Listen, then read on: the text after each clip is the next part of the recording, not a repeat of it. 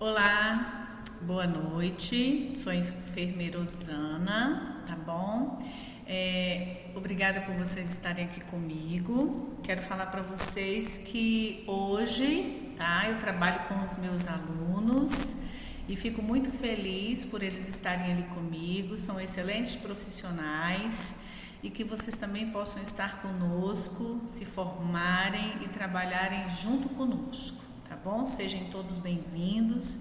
Glória a Deus por nós estarmos aqui e voltarmos a estudar. Amém? Vamos lá, nós vamos falar em Saúde Pública 1. Nós vamos estar falando sobre as políticas públicas de saúde, tá bom? Então, o Sistema Único de Saúde, a sua hegemonia, enquanto suporte e efetivação da política de saúde no país e o respectivo arcabouço legal, tá? Nesse capítulo, nós vamos ver uma breve descrição sobre a evolução histórica das políticas de saúde no Brasil. Tá? Na primeira metade do século XX, ocorreram fatos muito importantes no setor da saúde. Predominava o modelo sanitarista campanhista, voltado ao quê? Ao controle das doenças endêmicas rurais e das endêmicas, distribuídas numa vasta extensão do território brasileiro, com alta incidência de doenças infecciosas e parasitárias. Cabe destacar nesse contexto 3 marcos que consideramos os mais expressivos, ou seja, os mais importantes, que foi o quê? A revolta da vacina em 1904, a criação da Previdência Social em 1923, a criação do Ministério da Saúde em 1953, tá? O que acontece? Passemos ao período ao qual ocorreram mais significativas discussões e debates políticos sobre as condições de saúde da população brasileira. Teve início em meados da década de 1970, num contexto político e social marcado por um regime de governo autoritário, de uma ditadura militar, e que teve também início em 1964 e o seu final em 1985. Nesse período extremamente crítico, emergem, na metade da década de 1970, o movimento sanitário, tá? Então, o que acontece? A gente vai vendo a importância da saúde, a importância de fazer um atendimento mais eficiente, tá? E aí, o que acontece também? A gente vai verificando que é importante, pelo período crítico, né, que movimentos, que a saúde venha a ter alguns cuidados extremamente importantes. Então, em função disso, nasce também a 7ª Conferência Nacional de Saúde em 1980. E essa conferência, ela fez o quê? Ela tratou a temática da extensão das ações de saúde por meio dos serviços básicos. Né? Na perspectiva de quê? Na perspectiva de uma atenção primária em saúde. Então, a 7ª Conferência Nacional de Saúde pautou-se nas recomendações da Conferência Internacional de Alma-Ata, realizada em 1978, onde formalizou-se a atenção primária em saúde como uma doutrina, bem como uma determinação de seus fundamentos. Quem quiser se aprofundar, pode entrar no linkzinho, tá bom? E aí se aprofundar, porque é tudo pelo Ministério da Saúde, tá? A portaria número 2 de 1986 dispõe sobre a instituição da Comissão Nacional da Reforma Sanitária, que teria representantes de órgãos governamentais, na sociedade civil organizada, do Congresso Nacional, dos prestadores de serviços de saúde públicos e privados e de profissionais de saúde, sem determinar a paridade das representações. Ou seja, essa comissão, ela realmente representa a saúde, né, para que hajam melhorias, para que hajam meios institucionalizados, para que realmente a pessoa seja atendida em toda a sua complexidade. Após mais um ano de discussão, em 1988, foi promulgada a Constituição Federal. Até então, nós não tínhamos uma Constituição para nos proteger, para nos guiar, para nos fortalecer. E essa Constituição, ela vem, inclusive, fortalecer esse marco, né? E aí o que acontece? Ela dá origem, no título 8º da Ordem Social, do capítulo 2, da Seguridade Social, na seção 2. Da saúde é contemplado o passo mais importante dos resultados das lutas e dos movimentos pela reforma sanitária. Nos artigos 196 a 200, a Constituição Federal Brasileira dispõe especificadamente sobre a saúde, né? Então, o que acontece? É de extrema importância que você conheça a Constituição, né? Uma vez que ela é a base de toda a ordenação jurídica do nosso país. Ela é a lei máxima e se sobrepõe por quaisquer leis. Portanto, qualquer ação contrária poderá resultar em penalizações por inconstitucionalidade. Ok? Meninos, não reparem, tá? Porque eu estou aprendendo. Cabe enfatizar também que o artigo 196 define o quê? A saúde é um direito de todos e dever do Estado. O artigo 198, ele vai estabelecer o quê? A criação do SUS, tanto nesses artigos quanto nos demais. Apresentam-se os princípios e as diretrizes do SUS, que é regulamentado após 2 anos através da Lei Orgânica de Saúde, a lei tão famosa de número 8.080 de 1990 e a de 8.142 de 1990. Para conhecer mais as leis, eu recomendo um aprofundamento maior, né, tanto nas suas diretrizes, que a gente vai ver mais adiante, a leitura do livro O que é o SUS, né, por Jarnilson Silvia Paim. Para acessar, né, também se você acessar esse linkzinho, você consegue também. Paim, ele vai representar uma definição dos princípios das diretrizes, da importância do uso, da forma ampla, desses 2 termos quando se fala sobre o SUS, o que gera certa confusão e sobreposição do que vem a ser um princípio e uma diretriz. Então, a gente vai ver agora o que é um princípio e o que é uma diretriz. O princípio são aspectos que valorizamos nas relações sociais. A maioria derivados de quê? Da moral, da ética, da filosofia, da política, do direito. São valores que orientam os nossos pensamentos e as nossas ações. E o que é uma diretriz? A diretriz são as orientações gerais de caráter organizacional e técnico. Alguns dos dispositivos legais que discorrem a respeito dessas diretrizes, né? Nós temos... Ai, gente, só um minutinho por causa de que eu estou aprendendo, tá? Destacam, né? O que acontece? Destacam efeitos do decreto, alguns termos e terminologias dispostos no artigo, no capítulo 1º do artigo 2º, sem a intenção de defini-los, e serão apenas citados, tá? Nós temos o quê? A região de saúde, o contrato organizativo da ação de saúde, tá? A norma operacional de assistência à saúde, que são as famosas NOAS, o Pacto pela Saúde, criado em 2006, dividido em 3 dimensões ou diretrizes operacionais. Nós temos o Pacto pela Vida, o Pacto em Defesa do SUS, o Pacto pela Gestão.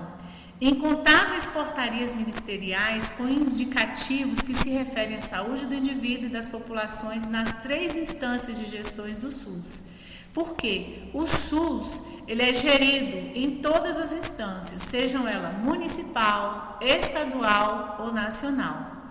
Após 21 anos de publicação da Lei 8.080 de 90, ocorreu a sua regulamentação. Então, só depois de 21 anos ela foi regulamentada.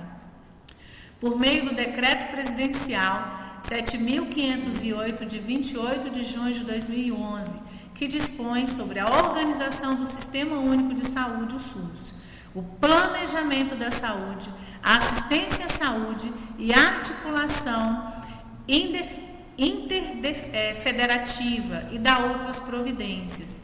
Então, assim, o SUS, gente, nós somos extremamente privilegiados por termos o SUS nas nossas vidas, visto que alguns países não têm um sistema de saúde livre, popular para todos, né? Normalmente são sempre privativos e só quem trabalha tem o seu direito. Então nós temos esse privilégio, tá bom?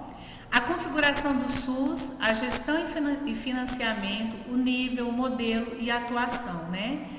O SUS, ele tem como sustentáculos principais e diretrizes descritos em seu arcabouço legal, com que se constituem de forma inequívoca na base para sua construção e consequente operacionalização. Portanto, tem regras, tem legitimidade, ou seja, o SUS representa uma expressão política, jurídica, organizacional, enquanto política de Estado para a saúde e não de governo. Se você também quiser estudar para concurso sobre o SUS, você pode estar lendo o SUS de A a Z, tá? Garantindo saúde nos municípios. O SUS, o que ele é? Ele é um sistema hegemônico do país, sendo responsável pela atenção à sua saúde da maioria dos cidadãos brasileiros. Ele abrange um conjunto de serviços ambulatoriais especializados, serviços de apoio ao diagnóstico e à terapêutica, serviço pré-hospitalar, de urgência e emergência, com destaque para o serviço móvel de urgência, que é o famoso SAMU, além de uma rede hospitalar de média e alta complexidade. Inclusive, e de forma mais expressiva, faz parte da sua competência a oferta de serviços básicos na APS. O que é APS, professora? Eu não sei o que é isso. APS é a Atenção Primária de Saúde, por meio, principalmente, da Estratégia Saúde da Família. Porque antes era PSF, Programa Saúde da Família, e se transformou em Estratégia Saúde da Família. Vamos ver sobre isso mais adiante. Compondo um conjunto que reúne ações de promoção, proteção e recuperação da saúde, bem como das ações de prevenção das doenças e de agravos. Não devemos nunca utilizar a expressão promoção e prevenção da saúde. Sabe por quê? Porque saúde não se previne, previnem-se doenças e agravos. Saúde se promove, se protege, se recupera. Veja como fica inadequado quando esses termos são utilizados para se referir às doenças e aos agravos. Por exemplo, promover, proteger e recuperar doenças e agravos? Não fica estranho? Pois é, logo o correto é promoção, proteção e recuperação da saúde.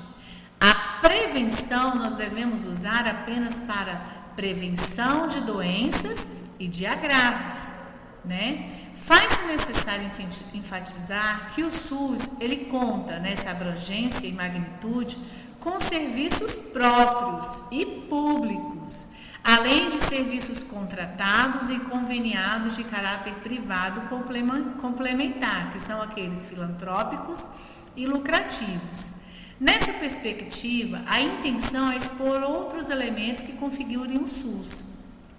Portanto, retornar-se ao decreto de número 7.508 de 2011, no que se refere ao capítulo 2 da organização do SUS, onde se destaca que a sua execução é realizada pelos entes federativos, que são a União, Estados e municípios, de forma direta ou indireta, tendo como complementar a participação da iniciativa privada, e resgata que a organização de forma a priorizar o espaço ou processo de espacialização por meio das diretrizes da regionalização e hierarquização. É interessante saber que nesse processo são instituídas as regiões de saúde, que devem ser minimamente compostas por atenção primária, urgências e emergências, atenção psicossocial, atenção ambulatorial especializada e hospitalar, vigilância em saúde, tá? Nas regiões de saúde estarão inseridas as RAS. O que são as RAS? RAS. São redes de atenção da saúde. Ainda, discorrendo sobre a organização do SUS, o decreto ele destaca com referência ao acesso universal e igualitário, que esse acesso se inicia pelas portas de entradas às ações e serviços das RAS, ou seja, se tornou uma rede onde todos vão se emaranhar para fazer um atendimento de excelência para esse paciente, independente do nível da sua complexidade. Sobre as portas de entrada, antes do decreto 7.508 de 2011, só se considerava uma porta de entrada no SUS a atenção primária de saúde. Agora não. E ainda com o reforço de ser a porta de entrada preferencial. Então, perceba pela frase destacada em negrito acima que agora a lógica é outra. O que acontece? Antes, você só poderia ser atendido se você viesse lá da atenção primária de saúde para ser atendida lá no hospital. Por quê? O seu atendimento é terciário, você não pode ir direto para o hospital, você tem que ir lá no hospital, você tem que ir lá na unidade básica de saúde, no posto de saúde, por exemplo, ou então no PSF, na estratégia de saúde da família, para você ser atendida. Só que agora não, agora é uma rede. Essa rede ela tem que ser interligada. Então, dependendo da complexidade, você muitas vezes vai ser atendido sim, num atendimento hospitalar, sem necessariamente passar pelo posto. Claro que a lógica é que, primeiramente, você passe por uma atenção básica até você chegar numa atenção terciária. Mas isso não quer dizer que você não possa ser atendido de imediato em outro lugar, uma vez que naquele momento é o que você necessita de atendimento. Outro ponto a ser destacado se refere ao financiamento do SUS. É de responsabilidade das 3 esferas de governo o financiamento das ações e serviços de saúde nas esferas estaduais e municipais, além dos recursos orçamentários do próprio Tesouro, aos recursos que são transferidos pela União. Então, a União ela tem obrigação de transferir verba para o atendimento ao SUS. Para quê? Para que não falte nada para a população. Infelizmente, a gente vê que tem certos desvios, né? O conjunto de recursos, portanto, inclui, além dos que provém do orçamento de cada instância, os que provêm de contribuições sociais, que devem ser identificados nos fundos de saúde para execução das ações previstas em vários instrumentos de planejamento. Para conhecimento geral, porém, de forma sintética, sobre os instrumentos de planejamento do financiamento, nós temos, nesse planejamento, nós temos os instrumentos, que é o plano de saúde, o plano diretor, o plano plurianual, as leis de diretrizes orçamentárias, as leis orçamentárias e o programa anual de saúde, além do relatório de gestores, tá? Ainda sobre o financiamento do SUS, não podemos deixar de destacar a lei complementar de número 141 de 2012, que regulamenta o parágrafo 3º do artigo 198 da Constituição Federal, para dispor sobre os valores mínimos a serem aplicados anualmente pela União, Estados, Distrito Federal e município, em ações e serviços públicos de saúde. Revoga os dispositivos das leis 8.080 de 90 e 8.689 de 93 e da outras providências. A lei 141 de 2012 está dividida em 5 capítulos assim denominados: disposições preliminares, ações e serviços públicos de saúde, da aplicação de recursos em ações e serviços públicos de saúde, transparência, visibilidade, fiscalização, avaliação e controle, além das disposições finais e transitórias. Cabe enfatizar que a lei não define o percentual de arrecadação da União que será aplicado anualmente em saúde. Contudo, explicita no artigo 6º que os estados e o Distrito Federal terão que aplicar anualmente 12% de arrecadação de impostos em serviços e em ações de serviços públicos de saúde, ou seja, 12% eles são obrigados a estarem realmente arrecadando e colocando para que sejam usados na saúde. E no artigo 7º, que os municípios aplicarão anualmente 15% da arrecadação de impostos em ações e serviços públicos de saúde. A respectiva lei não apresenta incompatibilidades, incoerências com o decreto. O que são considerados como ações e serviços de saúde para efeito de financiamento segundo a lei complementar? Então, nós temos a vigilância em saúde, a atenção integral e universal à saúde em todos os níveis de complexidade, capacitação de pessoais da saúde no SUS, o desenvolvimento científico e tecnológico. Por quê? Porque a gente tem que estar sempre estudando, tem que estar sempre aprendendo, tem que estar sempre fazendo cursos, né? Produção, aquisição e distribuição de insumos específicos dos serviços de saúde no SUS, saneamento básico de domicílios ou pequenas comunidades, saneamento básico dos distritos especiais, principalmente indígenas, né, os quilombos, manejo ambiental vinculado diretamente ao controle de vetores de doenças, investimento na rede física do SUS, tá? E aí vai. Observação. A respectiva lei também apresenta o que não constituirá despesas com ações e serviços públicos de saúde, tá? Tendo em vista que tudo aqui se abordou, consideramos contempladas as questões mais relevantes, a primeira temática do conteúdo programático, ok? Eu espero que vocês tenham gostado.